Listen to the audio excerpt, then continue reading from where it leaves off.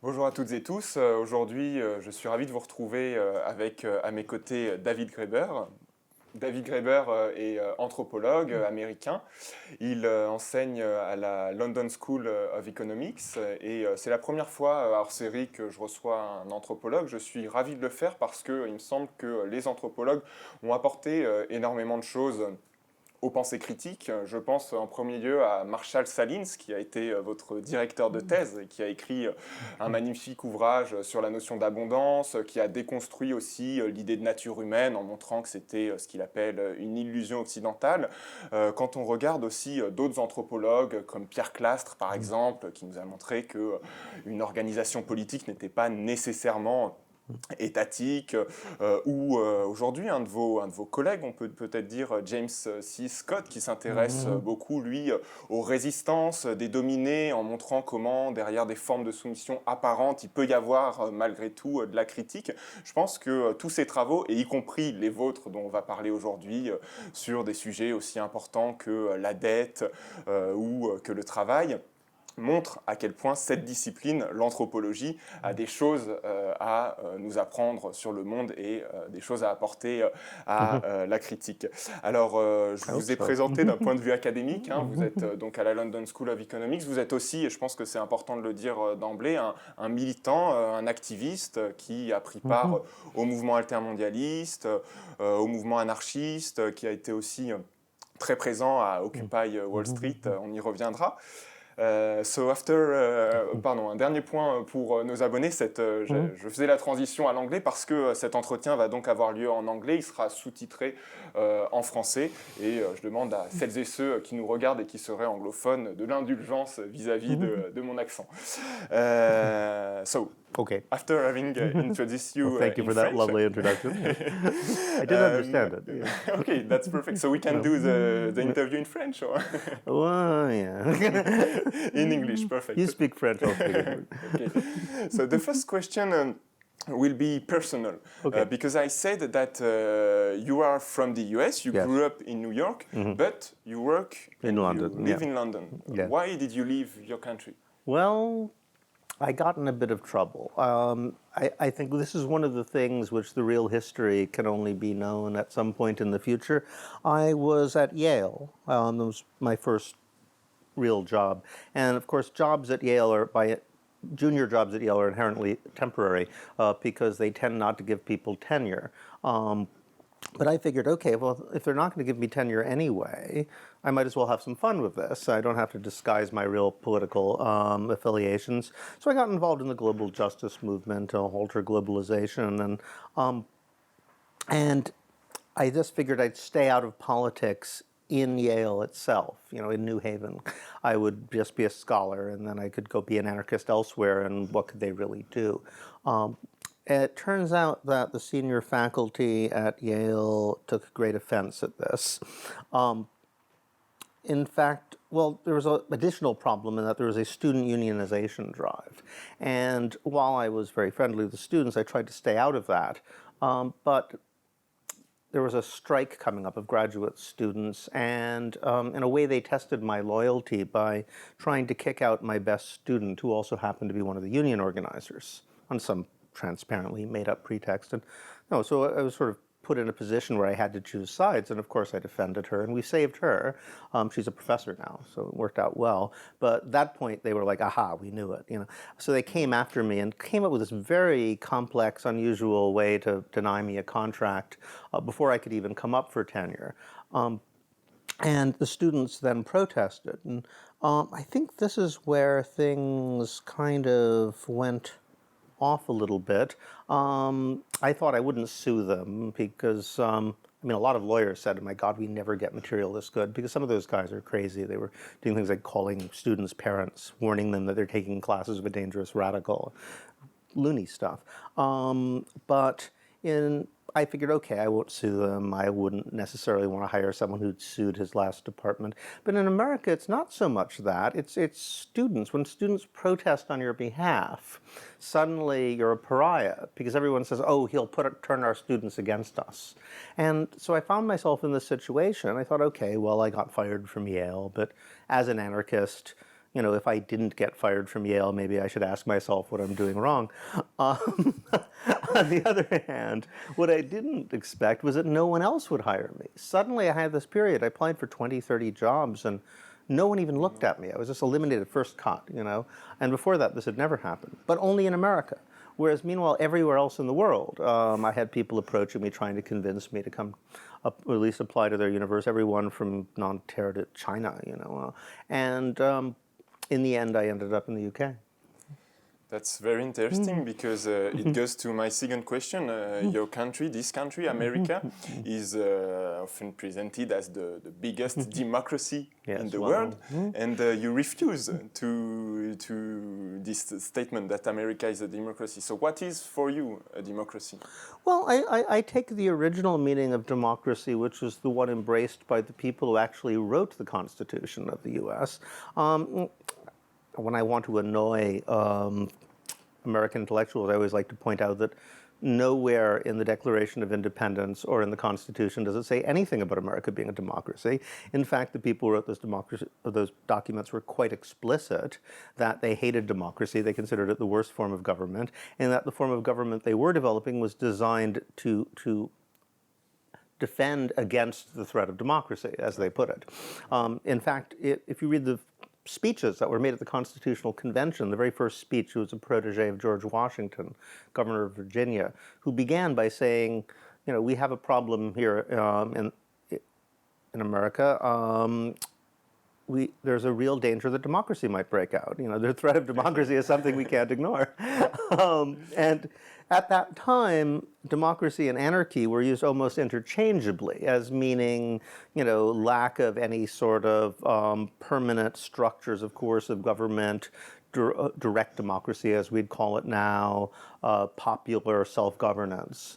And even the idea of representative democracy which Tom Paine introduced, was not really considered democracy.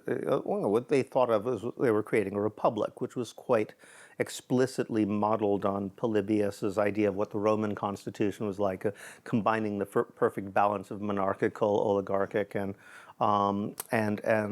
democratic elements. So the Senate was going to be the aristocracy, the president was going to be the monarch, and the Congress would have limited powers over finance, and that was the democratic element. And they were quite explicit about it. This is a republic, not a democracy, and conservatives in America will still say that. They're honest about these things. Meanwhile, what happened was in the 1830s, there's a Canadian anarchist scholar named Francis Dupuy-Derry who's written about this, that in France, it was quite the same. After the revolution, they were all explicitly anti-democratic. Until the 1830s, something happened. Essentially, the franchise was widened enough that a bunch of politicians started calling themselves Democrats. And it was almost a term of provocation, sort of the way you'd say queer or something like that. Yeah, I am a Democrat, what's it to you? And they started winning elections. So within a decade, everybody started calling themselves Democrats. And what were originally created as republics, which were anti-democratic, were relabeled democracy. Okay. So you have this completely contradictory situation. The way I always point out is, well, if you look at America, everybody likes the idea of democracy. If ordinary people in America, they're very pro-democratic. But everybody, loves democracy, hates politicians, and is a little dubious about the very idea of government. So obviously, if democracy just meant electing politicians to run a government, that would make no sense. So there's some notion of democracy as self-governance there, even though people can't quite articulate what it would really mean. Okay, so true democracy is like direct democracy, if I understand. It's a principle of self-governance and autonomy. And in 2011, you participated to a worldly new movement, which was Occupy Wall Street. It was a movement against the global finance, but nowadays, like 6 years later, the finance still exists and Wall Street still exists. So some people say that Occupy Wall Street has been defeated or has failed. You agree with that? Or? No, they started saying Occupy Wall Street had failed about 2 weeks into it. It was this endless chorus of failure, failure, failure, From failure, the failure. beginning, they Yeah. said it. Journalists were adamant, trying to set it up so that it didn't work. And I would occasionally point this out, that journalists had been essentially saying, oh, radicals should work within the political system and try to create incremental change. And for 30 years, they had been doing that, and everything kept getting worse and worse, but you never heard a journalist say, well, obviously that approach failed, now you should try something else, However, Occupy, if it didn't achieve immediate results, failure, obviously it's a failure. And it's especially ironic considering that, I think the way I see it, I think it has something to do with this sort of culture of immediate reaction. You expect to punch a button and something's going to happen. People don't understand that social movements take a long time, and the more ambitious the social transformation envisioned by that movement, the longer it's likely to take. I mean, it's not like feminism, managed to overthrow patriarchy in a month or two. And it set something in motion which is going to take generations. The same, even something like abolitionism, it took a generation. So genuinely transformational movements always take a long time. So you have to start by changing the framework of analysis. And I think in that sense, Occupy was staggeringly successful. In fact, it did more in about 3 or 4 months than I can think of any other social movement doing. If you look at just what people were arguing about and discussing, right before Occupy, the entire debate was about balancing the budget. How much are we going to cut? How much are we going to privatize? If you look at Davos, for example, someone pointed out that before Occupy, I think there was one discussion of social inequality as a general issue. After that, all discussions, what to do about inequality was number one. It's not clear if they have, in fact, done anything. But there's also a lag. And this is actually interesting. I remember in 2008, reading an article about global security coordination, that all the different intelligence agencies, police forces, and security systems were sort of trying to coordinate against what they expected to be the inevitable riots. And then they didn't really happen. They were kind of surprised. They said, well, maybe we just missed that bullet. And of course, 3 years later, suddenly everywhere in the world it did. Similarly, there was a lag 3 or 4 years between when the movements were suppressed, which they were quite violently suppressed. That story has not really been told. When those movements were suppressed and when they began to take explicit political form within the parliamentary structures, which, again, people were thinking would happen right away, and then they thought maybe it's not going to happen at all. But it did. It took in this case, 4 or 5 years before it really did. But in all the same countries, it did. One interesting point also for me in Occupy Wall Street was about the decisions, because most of the decisions were taken, and you wrote it in a book about Occupy, were taken by consensus. By consensus, yeah. Why did you prefer rather than the majority rule? Well, I mean, it's been our experience that majority rule historically only exists when you have a means of coercion. In effect, any system of decision-making where you have no ability to compel a minority to go along with a majority decision is going to be a consensus decision. You can have a consensus to agree with whatever the majority decides, but it's usually not the best way to go about it in a non-coercive situation. Now, this comes out of the anarchist tradition, but it also comes out of feminism. It comes out of certain religious traditions, dissenting religious traditions like the Quakers. And the tradition of consensus in America, for example, largely grows out of a reaction to the sort of macho militant leadership styles of the 1960s. And it was led especially by women, queers. There was a queer Quaker, actually, who sort of revealed the secrets of how to do consensus, which the Quakers had considered to be a religious sacrament that they didn't want to impose on others. But the history is very interesting, actually. And it was developed as a way of creating the kind of decision-making structure that could exist in a free society which didn't have systematic bureaucracies of coercion. And it makes a lot of sense. If you look at history, where you have majority vote, it's usually where people are armed. Greek democracy was based on, Aristotle points this out, the franchise is extended to those people who have weapons. So if you have a cavalry, it's an aristocracy. If you have a hoplite system where you have this expensive armor, it's going to be an oligarchy. If it's light infantry or naval power, then it's going to be a democracy because anybody can row. And but armed people, you have to take their opinions into account. And, if it's 60-40, you see this in Xenophon, when they're all trapped in Persia and they say, okay, let's have a vote. Our commanders are dead. What are we going to do? And, if you have a 60-40 vote, you'd know who'd win in a fight, so you do that.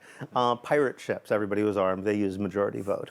But where you don't have coercive means of enforcement, well, the stupidest thing you could do is say, okay, let's all have a contest and see who publicly loses and is humiliated. I mean, they're not going to want to go along with this. So you come to a way to make consensus isn't about getting everyone to agree. It's getting everyone to consent, to a process where everyone's perspectives are taken into account. If they have real objections, it will be incorporated and things will be changed to the point where everyone says, well, all right. Okay. Occupy Wall Street and other movements. For instance, in France last year we had Nuit debout. In Spain they had the same year the Indignados, the 15M. It's movements against austerity policies. And austerity is always or often justified by public debt. You wrote a very, very massive and important book about debt. I won't ask you to summarize the 600 pages in 2 minutes, but my question is about public debt. What is it so difficult today to advocate for public debt to be cancelled? Yes. Well, it's an interesting thing because everyone treats the fact that there's government debt as a scandal, but at the same time, since the 1690s, really, you've had no government that is not based on deficit spending and on public debt. So there seems to be this strange paradox that, government shouldn't really do it, but every single one always does. Clearly, in a case like that, there's a structural feature that people are ignoring, and that structural feature is the fact that modern money is public debt. You can go back to the Bank of England in 1694. It was a sort of paradigm for this. A consortium of bankers lent £1.2 million in silver, actually, to one of those Georges, I can't remember which one he was, to the king who was fighting a war here in France. And it's always debt really financing the means of coercion of some kind. Anyway, he said, all right, in exchange for this, I'll give you a monopoly of the right to lend that £1.2 million, which I now owe you, to other people in the form of government banknotes, or in the form of they became the Bank of England, in form of banknotes. So those are IOUs. Modern money is government debt, which has been monetized. It was great for them because they're getting 8% interest from the king and another 8% interest from the people they lend it to. But if the king ever paid back the debt, there'd be no money. The entire system is based on the existence of circulating debt. And George Osborne, actually said.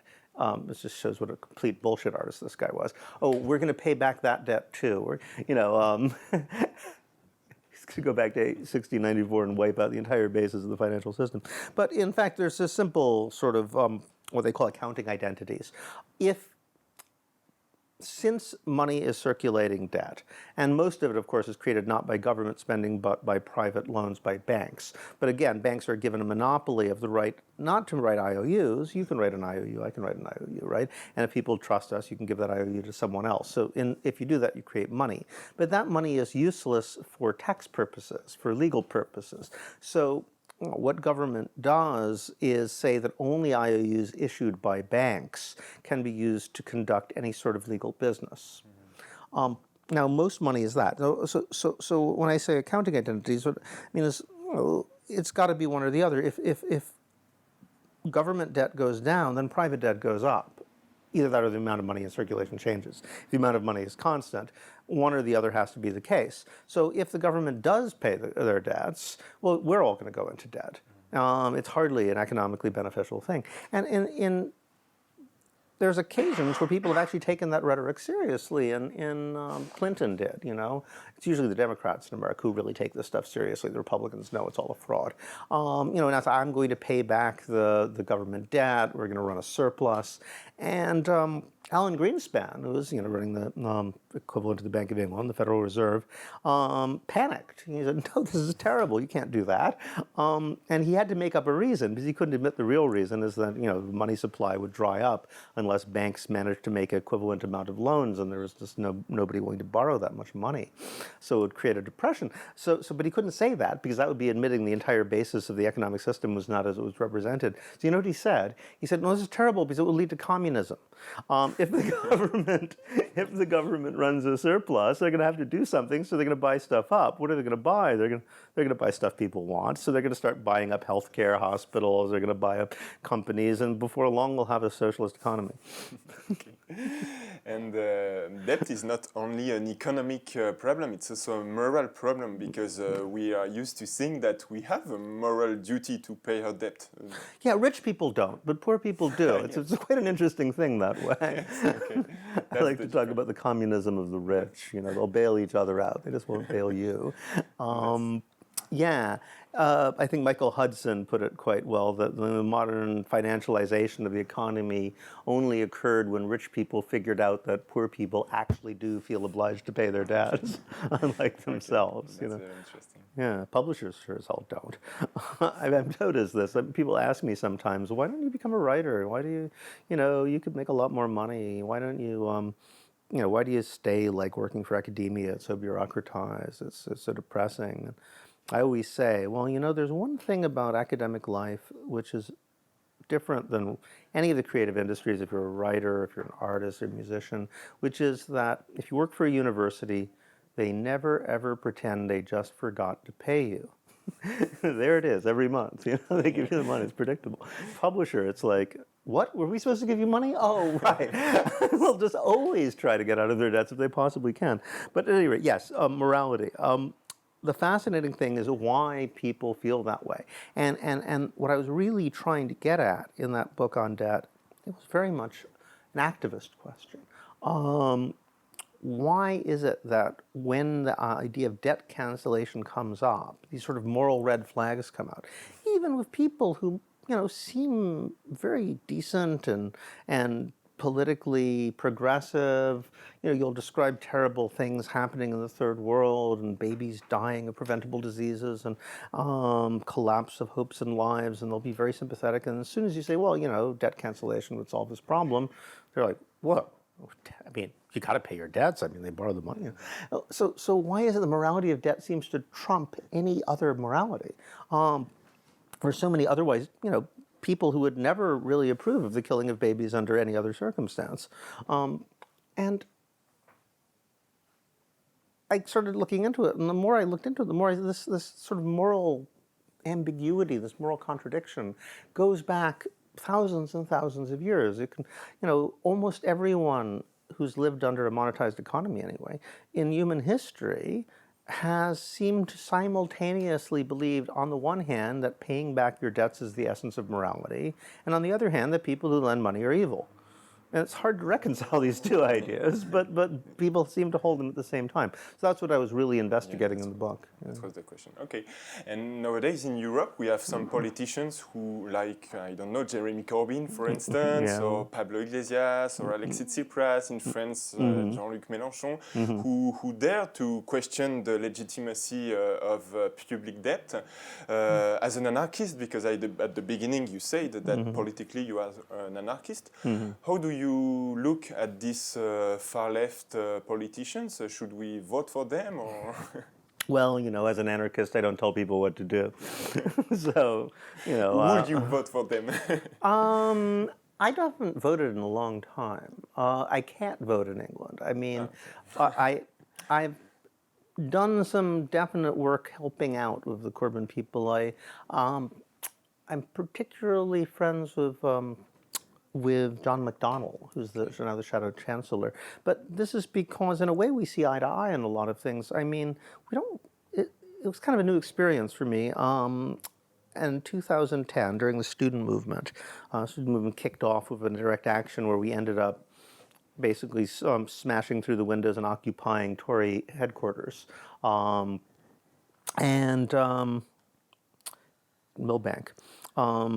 To this day, nobody's quite sure whether we really broke through the police lines or whether the police, who'd heard their own budgets were going to be cut, intentionally let us do it. But at any rate, it was a great victory, and it was. I still have little pieces of Millbank glass. I was thinking of making jewelry out of them, John McDonnell sort of came to. I was at Goldsmiths at the time. I wasn't at LSE then. He gave a little talk and came out in ringing support of the actions at Millbank, and I was like, "You're a politician? That's amazing. We don't have politicians like that in my country." So I thought, yeah. Later, actually Corbyn's son, who was working for him as an aide, asked me to take part in what they called the People's Parliament, because he'd been involved in the Greater London Council, which was the radical government of London under Thatcher. And so the one reason that Thatcher eventually got rid of London government was because they were doing all sorts of crazy things. They were doing things like opening up the fallout shelters as homeless shelters, and allowing sort of punks to wander around with the classified files and so forth. And but one thing they did was they set up a direct democracy system where anyone who got a certain number of signatures could have a debate on any topic they wanted in the public forums. And he thought, let's do that in Parliament. I can have a meeting on anything I want. And he brought me in to sort of like help with that. I gave one of the introductory talks. I facilitated meetings on how to eliminate the police and things like that. I thought, all right, this guy's all right. And his philosophy, as he puts it, is that social change can only come about through a confluence of three factors. You need to have internal parliamentary action, you need to have radical syndicalism, radical trade unionism, but you also need to have, he always says, insurrection, or as we now politely prefer to say, direct action. And the question is how to coordinate those things in a way that they reinforce one another. And I think that's an important question. I would never work for a political candidate, for a political party. I wouldn't join one. But I am interested in working with people who would work with us in a way that doesn't undercut what we're doing and is interested in finding out, if as long as we don't undercut what they're doing.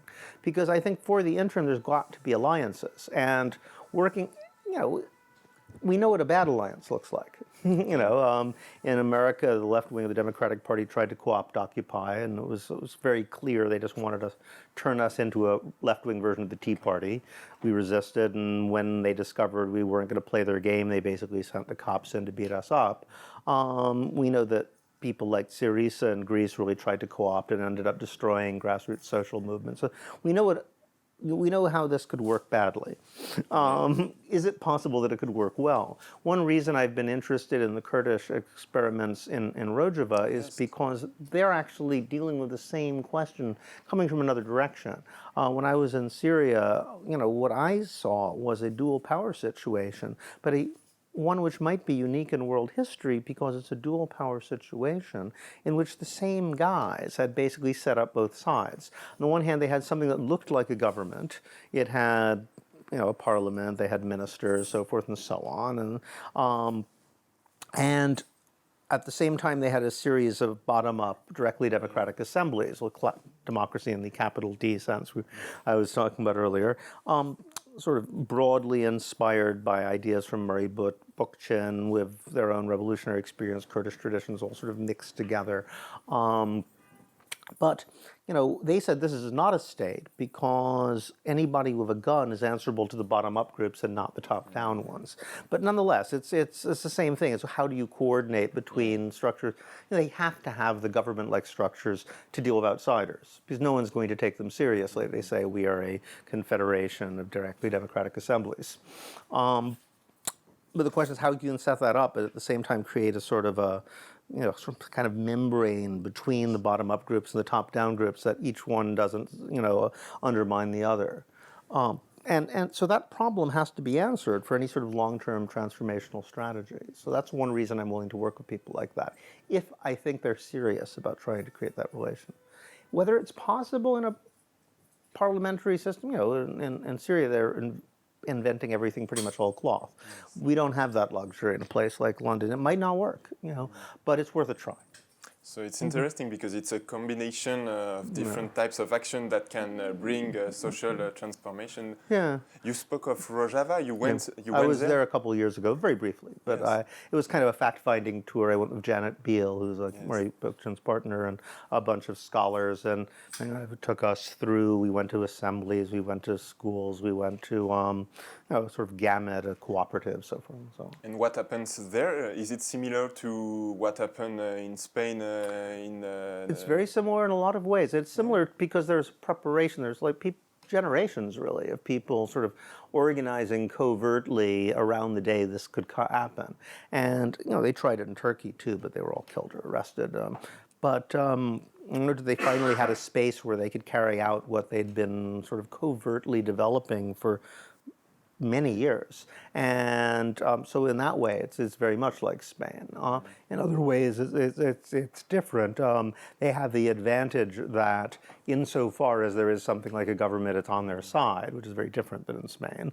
On the other hand, they also have their own internal struggles between authoritarian and anti-authoritarian elements, which are very complex and subtle, and they don't like to talk to outsiders about explicitly, but as you can imagine, there's a lot of politics going on. And I have a question about weapons, because when you are the Kurdish people in Rojava or the Zapatistas in Mexico, you are fighting against authoritarian or totalitarian forces. So it's legitimate to use weapons.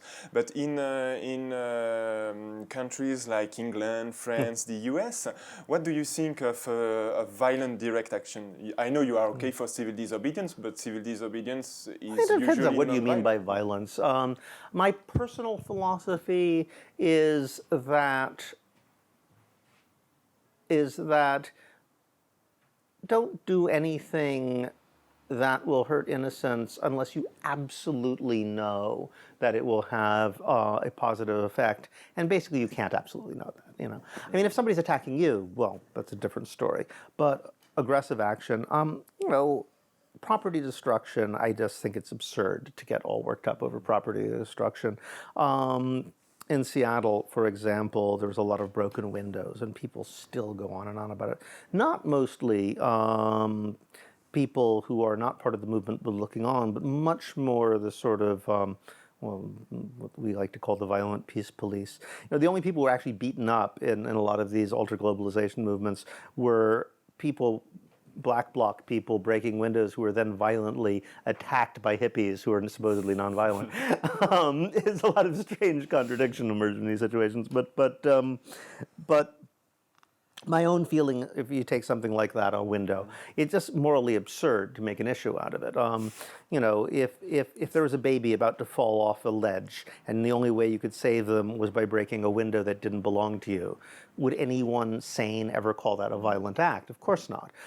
So why is it different if it's 1,000 babies?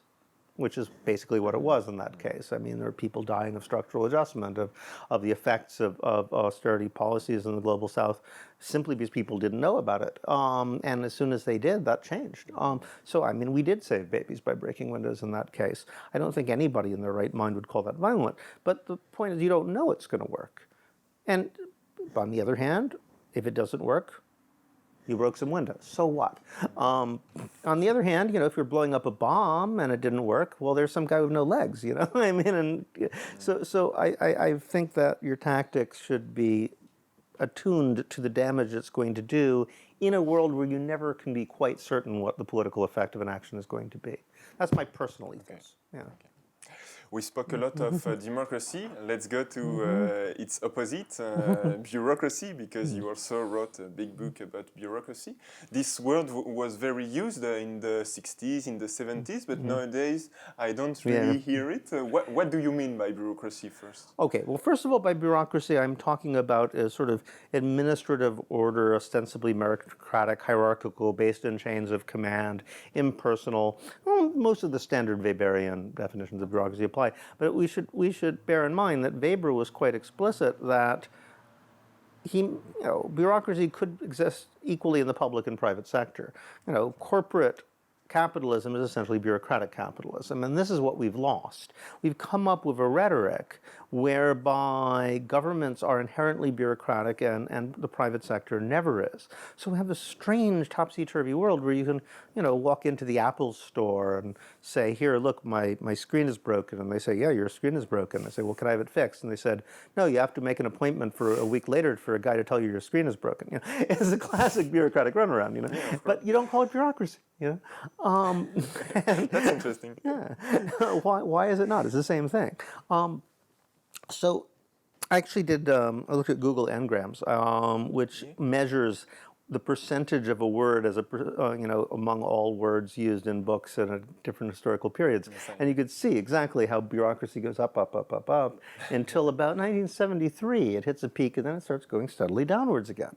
And I thought, well, is this because there's less bureaucracy? What happens if you put in a word like paperwork and it goes through the ceiling, or additional documentation required, any sort of like bureaucratic term, they just go through the ceiling. So we have more and more bureaucracy, but we talk about it less and less. And this is the problem that I was looking at. And especially disturbing because this idea that bureaucracy is essentially means government. It comes out of the 60s, and what it is it's a right-wing bastardization of a left-wing countercultural discourse. In the 60s, everybody's complaining about government bureaucrats, union bureaucrats, a sort of stifling social democratic corporatist welfare state. And it was indeed very stifling. But that moment of rebellion and this idea that like social democracy, state socialism, fascism have a lot more in common than they want to acknowledge, which was a radical idea in the 60s, has now become the most reactionary idea possible. But people will still repeat it. If you listen to right-wing people talking about, Obama's healthcare reform, they'll say exactly that. It's both communism and fascism at the same time. And so that sort of 60s counterculture discourse has been taken up by the right. And people on the left are put in this horrible situation of having to defend democracy or feeling that they need to. And the forms of bureaucracy that exist nowadays are more and more incorporate market elements. So you have this sort of horrific, Clinton, Blair sort of neoliberal combination of the worst elements of bureaucracy and the market fused together into this sort of political package so unlovely that, nobody could really be for it, except for maybe a middle manager of some kind, a hospital administrator. Those guys like it, I guess. But everybody else hates it. But, everybody sort of feels obliged to defend this anyway, because the only alternative they can conceive is this right-wing anti-bureaucratic rhetoric. But the thing is that the right-wing anti-bureaucratic rhetoric is a complete lie. And this is what I was trying to document in the book. I came up with a term, the iron law of liberalism. I don't come up with any clever phrases. I realize this is why I'm not quoted as much as I should be. So I said, okay, I'm going to make up some phrases now. The iron law of liberalism. What is it? It says that any market reform which is adopted ostensibly to reduce red tape and paperwork and to unleash market forces instead, will in fact have the effect of creating more regulations, more paperwork, and more bureaucrats than existed before. And I think this can be empirically tested and discovered to be true.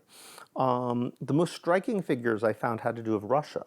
After the fall of the Soviet Union, in the 10 years from, I think it was 1992 to 2003, 11 years, the total number of civil servants went up by 25%. It went up from 1 million to 1,025,000. That's amazing, considering the economy itself shrank considerably during that period. Yet they had more civil servants, and not despite the fact that with the privatization, they also had private bureaucrats. So, probably the total number of bureaucrats doubled after the fall of the Soviet Union. That's what Jeffrey Sachs actually managed to achieve. There's a reason he's so upset now. I think that's always the case. I think that market reforms have created more and more and more bureaucrats and more paperwork. So we live in a world which is completely unprecedented, where, it's impossible to actually measure how many hours of our lives are spent filling out forms. I don't know how they came up with this, but someone determined that the average American spends 6 months of their lives waiting for the light to change. I wonder how Yes. much they spend waiting for things to download. Another one, but similarly, filling out forms, I'm sure it must be at least that much. We spend more time doing paperwork than anybody, any population that's ever existed. Yet we don't think about it as bureaucracy anymore because it's sort of the water in which we swim. We can't imagine the world would be different. And, application forms. I had a friend whose daughter was talented piano, clarinet.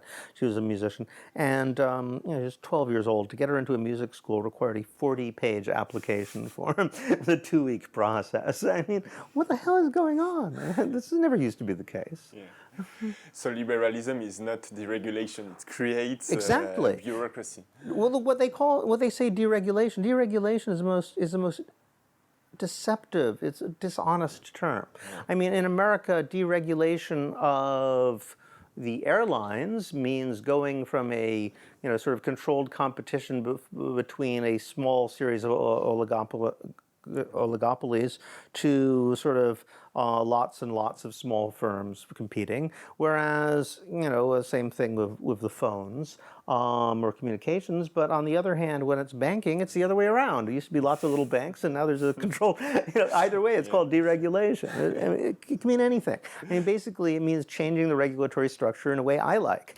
But if you get to call it deregulation first, then you win. Okay.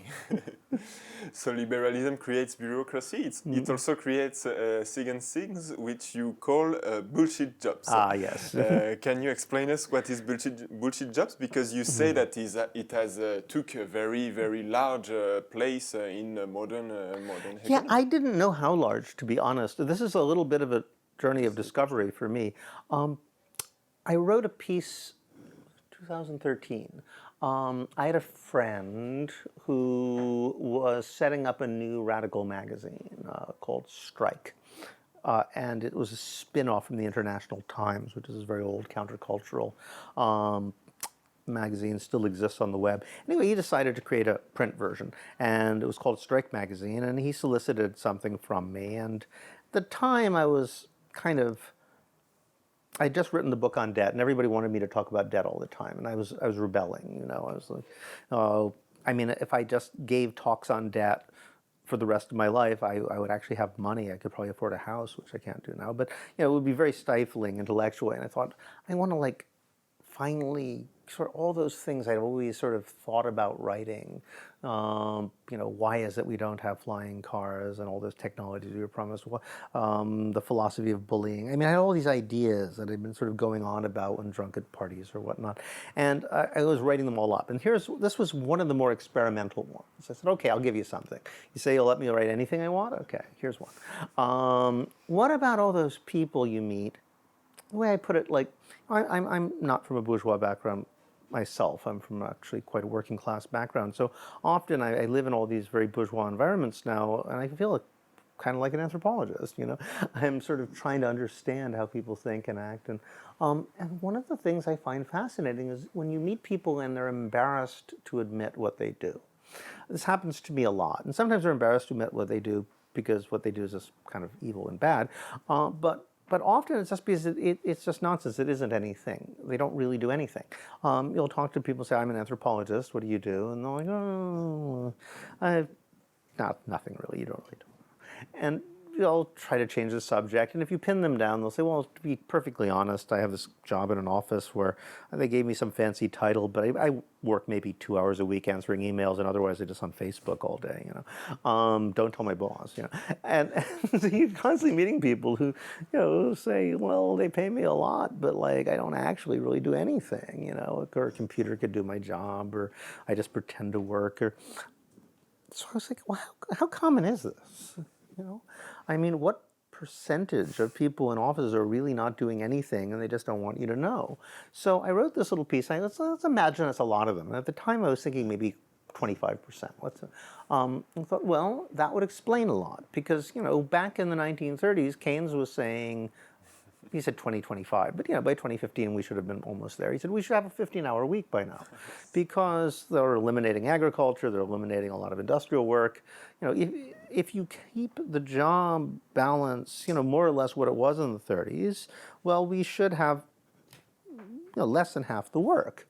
And in fact, if anything, we have more hours being worked nowadays. So what happened? And the conventional narrative is, well, it's the rise of the service economy.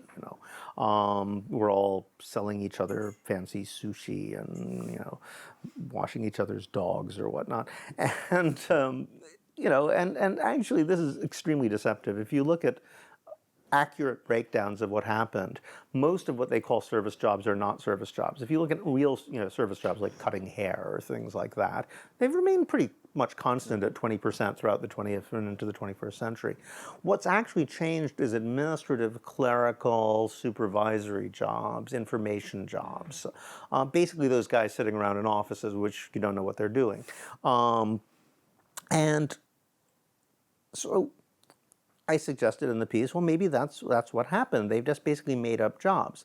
I don't know how it happened. Obviously, nobody sat in some central committee and decided, like in the Soviet Union, they said, okay, we're going to have full employment. So sort of they knew that would mean people would have to make up jobs. That didn't happen, but there's huge political pressure to create jobs. I mean, it's the one thing both the left and the right will always agree on. More jobs is good.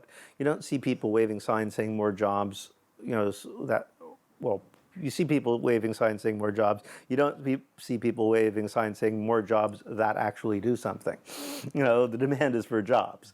And somehow then we have a situation where, much in the same way as state socialist economies like Russia and China used to produce sort of phony proletarian jobs to keep everyone employed, we're creating phony white-collar jobs to keep everyone employed. How did that happen? It's not clear, but it has political effects that are profound. For example, it creates a sort of resentment of people who have real jobs, which is quite observable. In America, it's very, very clear. You have people getting angry at teachers or auto workers. How dare these people expect to have $25 an hour salaries and benefit packages and vacations? And it's like, well, why shouldn't they? I mean, you don't seem to mind if some guy in an office doing nothing gets that kind of money. So the idea seems to be like, they get to do real work. They get to teach kids and make cars. So they want benefits too. So the political effects were disturbing. Anyway, so I wrote about this, and it was kind of a speculation. I didn't really know how many people there were like this. Although, as I said, there seemed to be a lot. Maybe I thought I was thinking as much as 20%, right? The piece went crazy. It's funny because I wrote it, and right before me and my girlfriend had planned to go off to a forest in Quebec, we had a little cabin. There was no internet, so I could check my phone if I went out in the right place in the lake. But otherwise, I was cut off from the world. And we went there with a big basket full of books. We're going to get away from the world, just read and have fun. Okay, so we went off, and suddenly I'm looking at my phone. It's like, what the hell is going on? The piece went mad. Like, within 2 weeks, it had been translated into 13, 14 different languages. I was getting all these messages from people like, hi, I work in the financial services industry. I got this across my desk 8 different times today. We've been disseminating it. And it's like, I guess you're really not doing much if you can get this across your desk 8 times a day. But it clearly struck a chord. And a year later, the Strike magazine people pulled this kind of stunt where they, the day everybody's coming back from Christmas vacation, they put up quotes from the article, they replaced advertisements with them and put them up in the Tube in London. And that created a little media storm, and that led to a poll. YouGov actually did a survey, and they asked people, do you think your job makes any difference, any meaningful contribution? If it were to vanish, would anybody notice?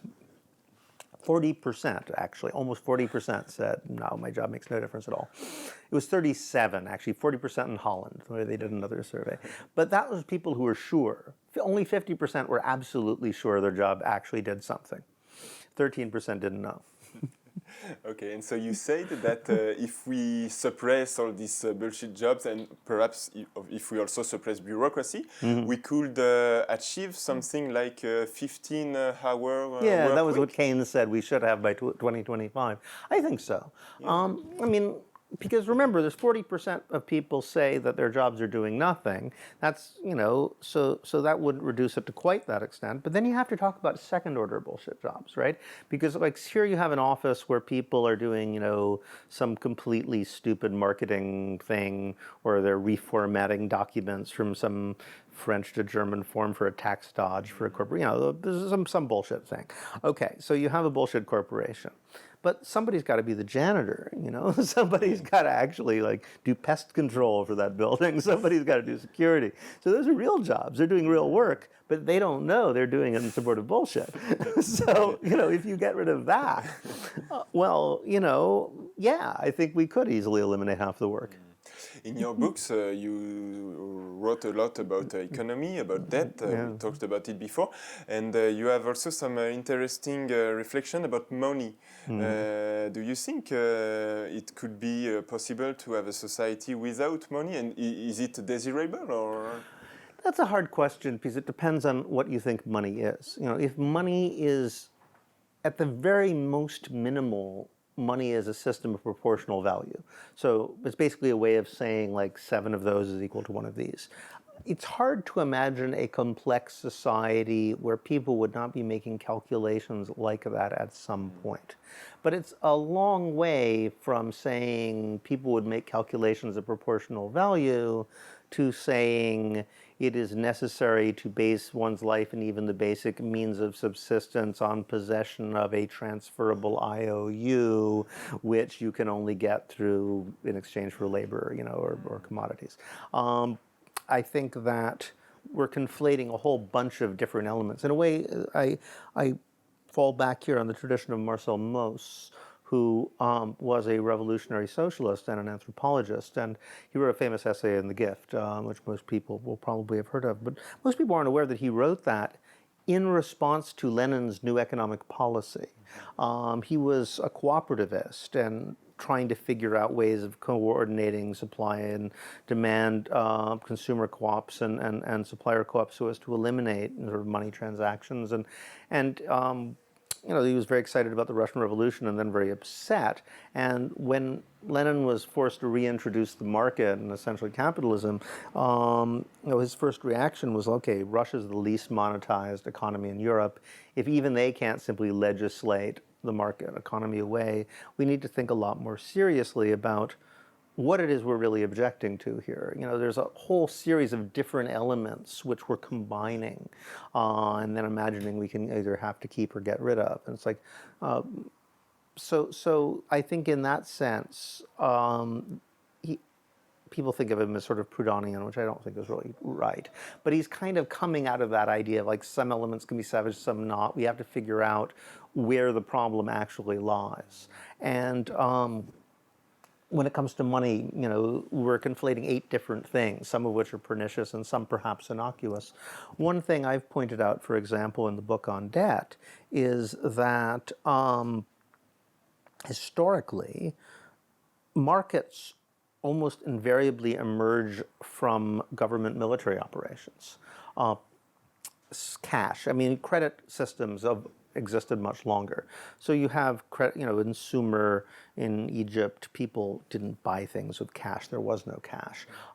People didn't measure out tiny bits of silver or anything like that. They did things on credit, and they sort of every 6 months to a year, they sort of settled accounts, especially around harvest time.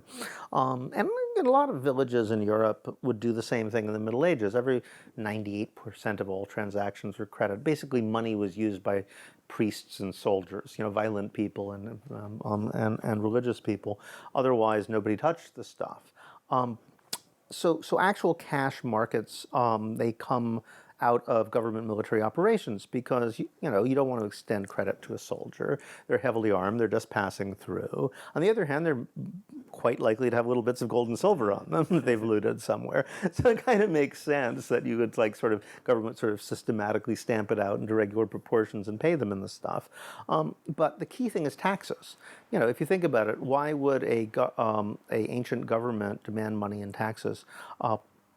They could just grab the gold and silver mines. If Adam Smith was right and gold and silver simply became money because of sort of natural, inevitable reasons, because people were engaging in trade anyway, well, the government could just grab the mines, they'll have all the money they want. What's the point of taking, and often they would grab the mines, right? So what's the point of taking all this gold and silver, stamping your picture on it, giving them away, and saying, okay, everybody give me one back again? Seems kind of pointless. Unless you realize that the big problem in the ancient world was feeding soldiers. if you have 10,000 people in one place, it's bad enough. If you have 50, 100,000, they're just going to eat everything that within a day's walk of in any direction very quickly. So and either you got to employ another 100,000 people getting them food, or you can come up with the ingenious expedient of giving them a little piece of gold with your picture on it, and then saying, okay, everybody else in the country has to give me one of those pieces of gold back again. So basically, you've just employed your entire population of eating soldiers. And that's what people would do. And even in Rome, you see money where there were legions. People were using credit everywhere else. In the medieval world, the same thing. Wherever there's crusade going on or there's large numbers of armed people, you get cash nowhere else. So money comes out, this whole idea of the separation of markets and the state and feudalism is absurd. They completely came together.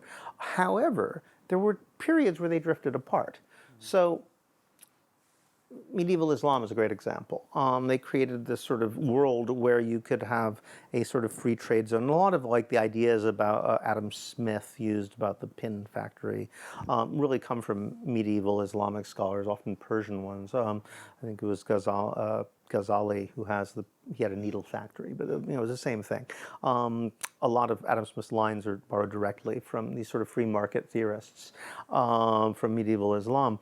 But their version of free market systems was very different. Yes, it involved money and somewhat credit, somewhat cash.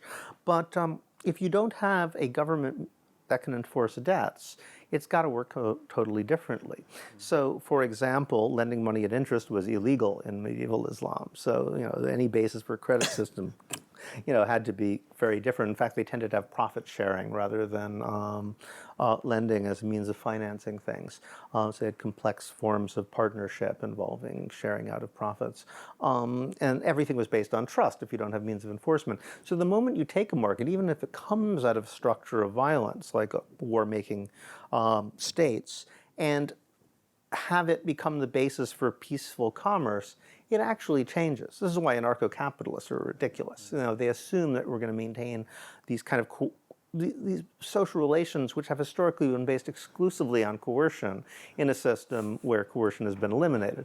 In fact, even if money exists, people will start behaving totally differently about it if they don't have the means to violently force people to do things they haven't agreed to do. So I think that in a lot of ways, a lot of radical theorists, a lot of Marxists have it kind of backwards. They have this idea that there's something, there's this kind of germ in the very commodity relation itself.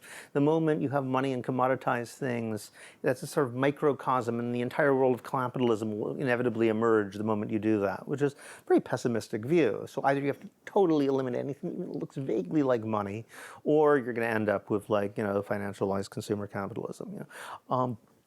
This is not the case. Even if you do have a sort of market-y, capitalistic-looking system, the moment you eliminate the element of coercion, it's going to start turning into something else. Okay. I also have a question. It's a more general question. It's about imagination, the role of imagination for you as an anthropologist, as a scholar, but also as a political thinker, because you often emphasize the role of imagination. And I guess that looking to the past or paying attention to societies we usually don't pay attention is a way to imaginate, has a ways of being together. Yeah, I think it has something to do with what made me an anthropologist, I mean, I always say my parents, they were kind of working class intellectuals, you might say. My father fought in Spain. My mother was part of labor theater. She was a garment worker, but also performer in labor plays. And my house was full of books. I grew up surrounded by literature of various kinds, even though they were factory workers. But I looked at, and they were radicals, but I remember looking on the shelves and realizing there was almost no literature of critique. There was a volume 1 of Capital was there. There's a couple things you have to have. But basically, if you work 9 to 5, you don't need a book to tell you that capitalism sucks. I mean, you already know that. What they had a lot of was, they had anthropology, they had a lot of history, and they had a lot of science fiction. And they're thinking, yeah, that makes sense. It's like, past, present, and future alternatives. We know this system. We know why it's bad. We want to be able to think about what something else might look like, when we're not actually working. And I think that is really important. That's what anthropology contributes. That it gives us an idea of what another society might be like, of what other possibilities might be like, and people regularly come up with things you just never would have imagined or guessed. But I think that in a broader sense, don't usually use this kind of language, but one point I thought, well, you could think that the real difference between the left and the right historically has been that one is based on a political ontology of violence and the other is based on a political ontology of the imagination. And what I meant by that specifically was, by ontology, was like when someone says, well, let's be realistic, what's really going on? What's the hidden reality they don't want you to talk about? Well, for someone who's on the right wing of the political spectrum, that usually has to do with relations of force. Ultimately, it's all held together by the threat of coercion and violence. We don't like to talk about, when they talk about realpolitik, right? That's what they mean, violence.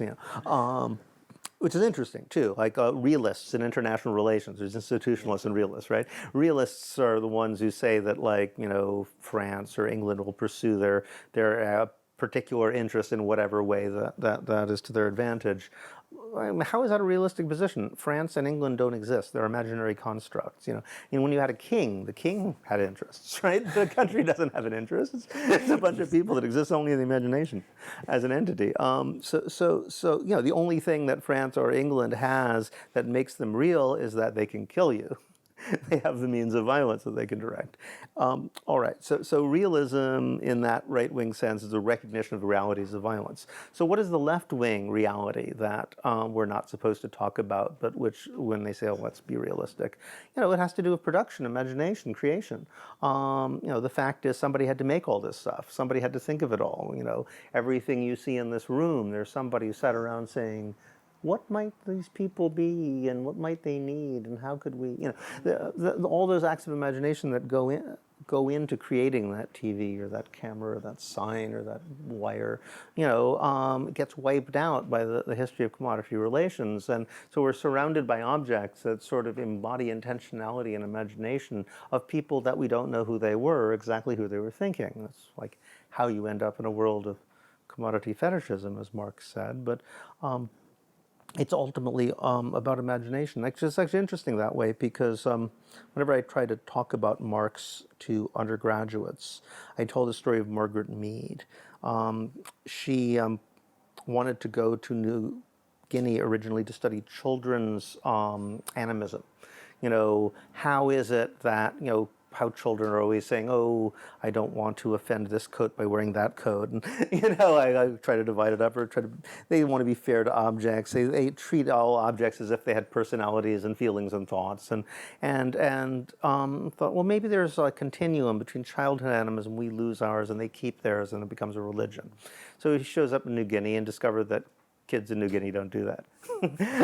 They don't actually act like, it's only European and American kids who sort of animate everything. And why is that? Well, why do they treat things as if they embody intentions? And it's because they do. They live in a world where, how many things around us were not made by somebody, like there's some trees out there. Whereas if you live in New Guinea, you're surrounded by things that just grew and had nothing to do with you. And so we live in this sort of fetishized world where imagination is like sort of impinging on us on all sides, yet we disavow it. So in a way, it's the kind of essence of radical thought. Whenever I think of it, you're familiar with John Holloway. He's sort of like the poet of Marxism. I love the way he is sort of dreamy, beautiful version of sort of basic radical thought. And he has a book called Crack Capitalism. That wasn't originally going to be the title. I think it's a terrible title, personally. The original title of that book was going to be Stop Making Capitalism, which I thought was brilliant. Because when he first presented it, he said, well, you know, we treat capitalism as if it's this thing imposed on us. But it's simply our own actions coming back at us. I mean, capitalism exists because every morning we wake up and we create capitalism. If one morning we woke up and didn't create capitalism, we'd have something else. So that's sort of the radical question, you know, why is that so hard to do? And that's a question of imagination. Like what would it take to just wake up one morning and make something else? Yes, that's a very cool idea. We are going to the end of the interview. I have two last questions about two people who don't share many things in common. The first one is Michel Foucault and the other one is Donald Trump. Okay. So first with Michel Foucault, because I was very interested by the critique you do to Michel Foucault, and specifically his idea that the social order mainly relies on knowledge. You say no, it's more on violence. Can you elaborate a little this? Well, you know, Foucault is a very interesting character, and he kept changing his mind about a lot of key things. So it's hard to talk about Foucault as a single entity. You know, he goes from being an almost Durkheimian to being an arch structuralist to being a Nietzschean to his sort of later phase, the ethical phase, which I think is quite promising of other things, and sadly cut off, I think, pointed in very different directions. So I don't reject the works of Foucault so much as I really am annoyed by the way American academics have sort of made this religion out of Foucault. There's the worship of Foucault that I'd like to think Foucault himself would have been quite disturbed by. But what happened in American academia, American academia is sort of a training ground for American bureaucracy. America has long been a very bureaucratic society. You know, bureaucratic capitalism, corporate capitalism really emerges out of Germany and America. In many ways, America is more a German country than an English one, despite the accident of their speaking English. The American university system is explicitly based on the German one and not on the British. And so for a long time, Max Weber was the sort of god of social sciences in America. And that makes sense for a place which is both a training ground for bureaucrats and for social scientists who are critical of that system, but not that much, you know. So Weber gives you the grounds to be sort of like almost sentimentally opposed to the extremes of the sort of rationalized life, but at the same time gives you grounds for saying there's not really much you can do about it. That Weberian hegemony was very much challenged in the 60s on American campuses, and people like Talcott Parsons, who was the sort of impresario of Weberianism at the time, was completely delegitimated and became the sort of whipping boy for everything people hated in the status quo. And for a while, people played around with various forms of Marxism, semiotics, and French theory. But eventually, they came around to Foucault and fixed on him sort of as the new Weber. And it strikes me in America, Foucault has the same function. You almost talk about vulgar Foucauldianism in the same way as they used to talk about vulgar Marxism. That, you know, one could even say that Max Weber and Michel Foucault were the only two intelligent people of the 20th century who studied bureaucracy and came to the conclusion that bureaucracy should be seen as basically effective. Weber saw it as so effective that it would gradually displace everything else, and Foucault seemed to think it shaped reality itself. You know, that bureaucratic means like established our very definition of truth, really, there's almost nothing outside bureaucratic procedures for Foucault. Now, this played a very strong role in reconstituting something like the old type of Weberian authority in American campuses, because Foucault had the same role. He was the anti-Marx. You know, you could say, well, Marx is simplifying everything by turning it into economics and power over versus a lack of power. It's really something that flows throughout the system, and it's multifarious and unavoidable in many ways. And it was the same basic idea as, at least the way Foucault was interpreted, as what Weber had done before. So it's an answer to the Marxists, and at at the same time, it provides people who are being trained to be part of the bureaucratic system to have a certain ironic detachment from it, but at the same time, a sort of fatalistic acceptance at the same time. So it's that Foucault that I really object to, as opposed to any particular theory, some of which I think are brilliant and some of which I think are absurd.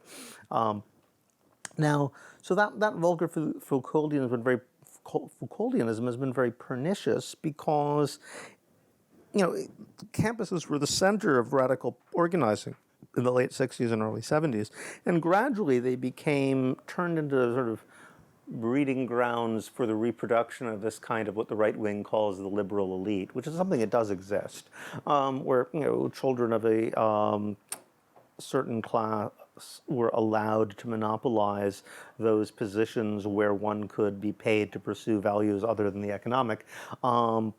And Foucault became the sort of perfect theorist, the idea of power and knowledge, that all forms of knowledge are forms of power, were people facing this problem where essentially they were more and more writing positions papers for social movements that no longer existed. So the social movements on campus dissolved away, but people still continued to act as if they were speaking to them. And Foucault provided an excuse for that, since all knowledge is power anyway. And the idea that knowledge is power is very reassuring for people who have more and more knowledge and less power. At the same time, you have a return of just pure violence as a governing principle, which is just almost totally ignored on campuses at the same time as this happens. In American society in the 80s and the 90s, when Foucault becomes hegemonic, you suddenly have security guards all over the place and actual people with guns and sticks. And, in the 60s, like if students occupied a building, they wouldn't bring in the police. Now they bring in SWAT teams. The pure coercion becomes more and more explicit. And people are beaten up and arrested for like crossing the street wrong, on campus. And somehow we're not supposed to think about violence itself as the governing principle of power. The example I always give is of the library, worked in academic libraries. Imagine you want to go into the library to take out a book by Foucault about why violence is no longer important, but don't have a validated validation stamp on your ID card. And you say to the nice person at the desks, I know I don't have a validation on my ID card, but it's very important that I see this article by Foucault about the unimportance of coercion. It's just really critical for something, idea I'm developing, so I'm going to walk in anyway. What is likely to happen?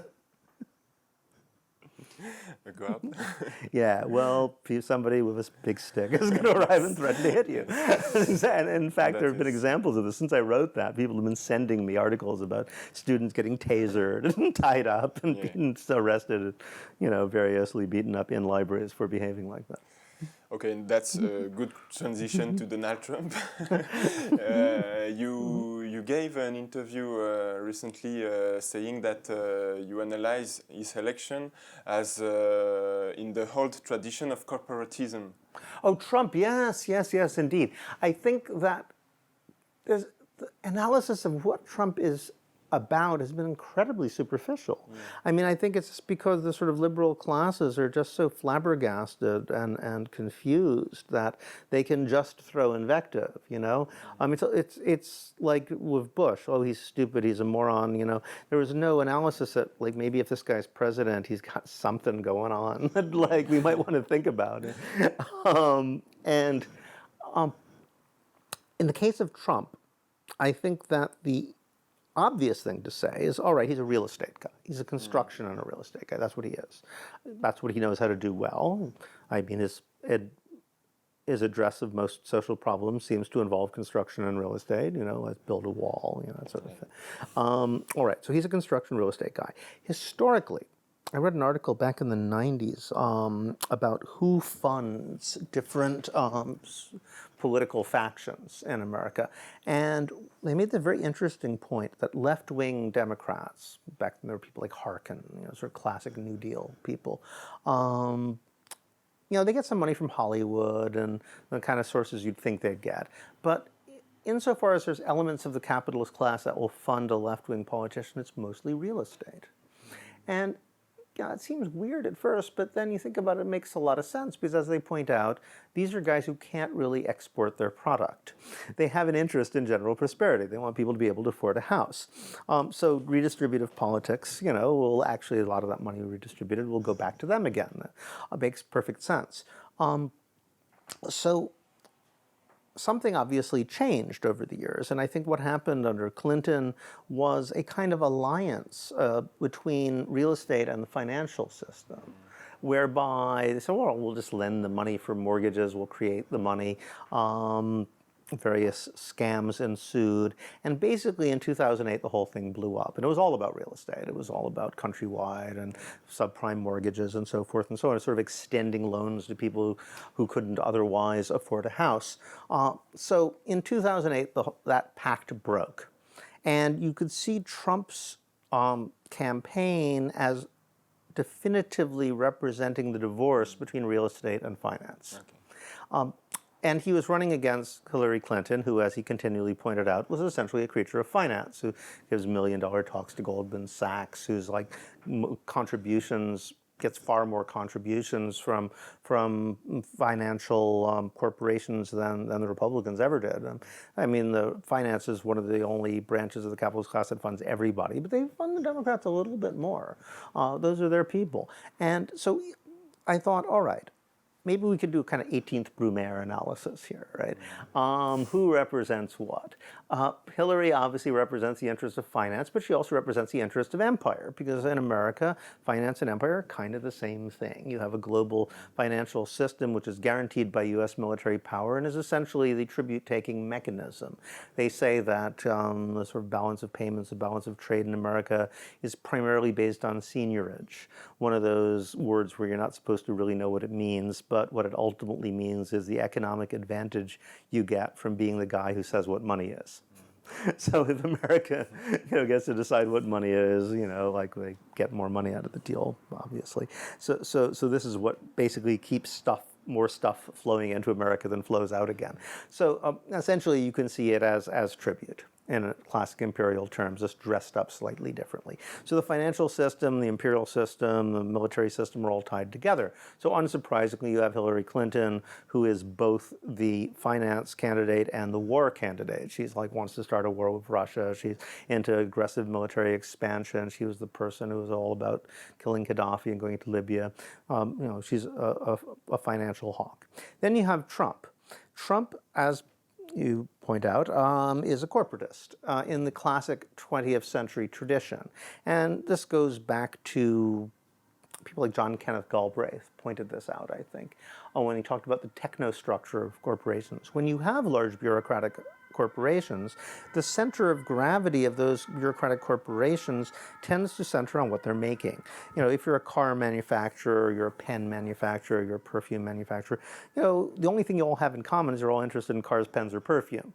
So the structure of the corporation, the researchers, the workers, the executives, their commonality is around their products, and they tend to be interested in making more and better pens or perfume. And they see finance and the imperatives of finance, which are often quite different, as interfering with the real purpose of the corporation. So there's a tendency to see finance as this kind of feudal leftover. Those are the rentier classes. Keynes very much embodies this. He talks about the euthanasia of the rentier class.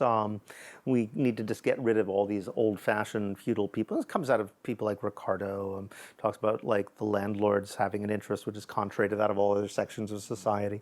So that idea that you have people who are actually making stuff, the good moral capitalists and the bad, rentier capitalists, is an old corporatist idea, and it says that workers and corporate bureaucrats and all these guys really have a common interest against those financial guys. And you can take that in the nice Keynesian social democracy direction, which is somewhat nationalistic and often imperialistic, but America, we talk about sort of Archie Bunker working class who identify with their bosses, or racists and scary nationalists, but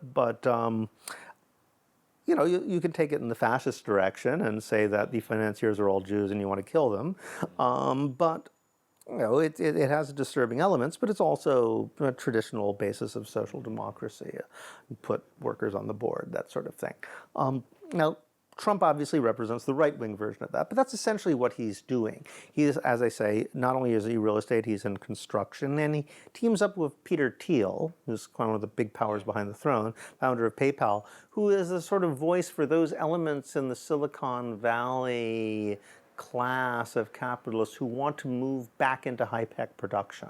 Something we have in common, we've talked about together, is that we kind of want to think about what will actually get us back to the world of, rocket ships and teleportation, all that stuff we thought we were going to have by now, immortality drugs. He's particularly into that.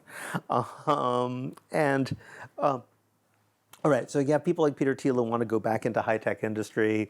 You have the construction real estate guy. They form an alliance on sort of corporatist grounds, and they make an appeal to the working class. And they say, look, ultimately, on nationalist grounds, we have more in common with each other than we do with those cosmopolitan elite financiers like Hillary Clinton likes, And so he, owing to the peculiar nature of America as an imperial power, therefore, the fascist, and he basically is a fascist, he's running on fascist version of corporatist grounds, the fascist is also the peace candidate. He's saying, well, let's not go into all these wars. And it's plausible that if anybody is going to start disassembling the American empire, dismantling it, well, it's got to be a right-wing populist. The left-winger would never be allowed to get any, they have to prove their macho credentials by invading somebody.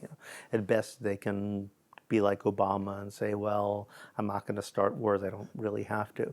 But there's no question of dismantling the system as a whole. Only someone like Trump could do that.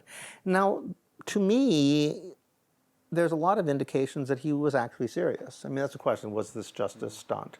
Partly because of the nature of the alliance that he got together, but partly also because of the nature of the people that he chose as his primary appointees in early years. I mean, a lot of them seemed like they were nuts or crazy or weirdos, but they were people who, if you were going to shake things up, you would have to appoint someone like that.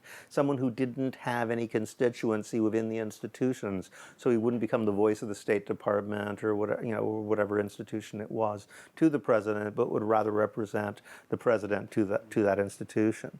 So it seemed like that's what he was going to do.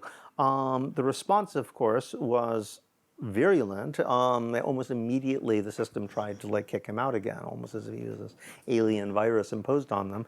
And they seem to be using the somewhat absurd idea of that Russia somehow fixed our election, which is the idea of the CIA complaining that a foreign power is trying to subvert democracy by manipulating a democratic election. It's one of the great ironies of world history. I mean, could they honestly say this with a straight face, the CIA?